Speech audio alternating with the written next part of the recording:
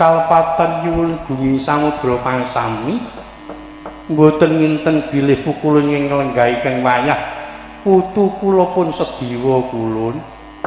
Durga kula wis tungkeng titi wanci apa kang dadi sabda ulun nat kala jaman carita merkukuan medune dukut sewu tanem tuwuh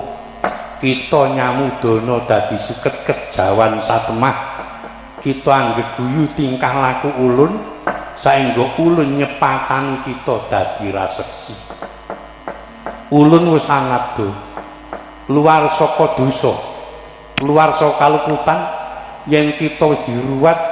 karo ragil Pandhawa dina iki tekan titi mangsa kita kunduring panpawidodaren ulun ruwat trimala kita nanging kang ulun ruwat ora ngemungake trimala kita laku jantrane para jin setan pirangan ayo nganti ngirigoda marang putra wayah ing lingkungan kene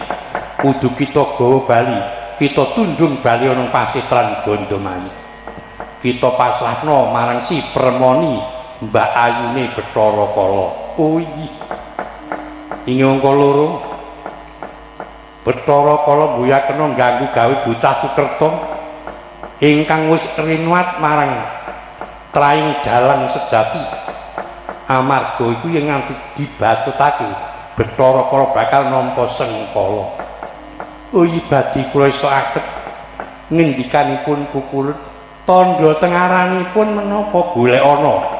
sing ibune dalang bapakne dalang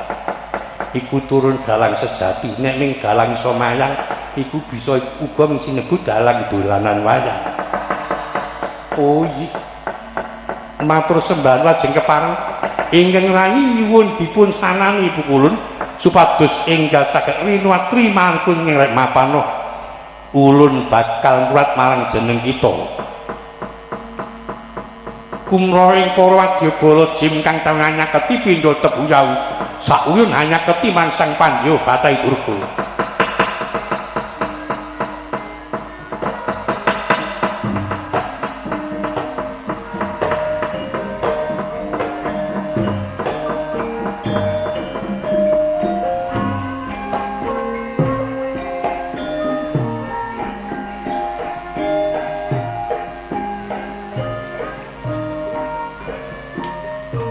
wis samiwiti sang Sediwaca Watrimal sang Pandya Bathai Durga anglebur sak lampahing jim setan priprayangan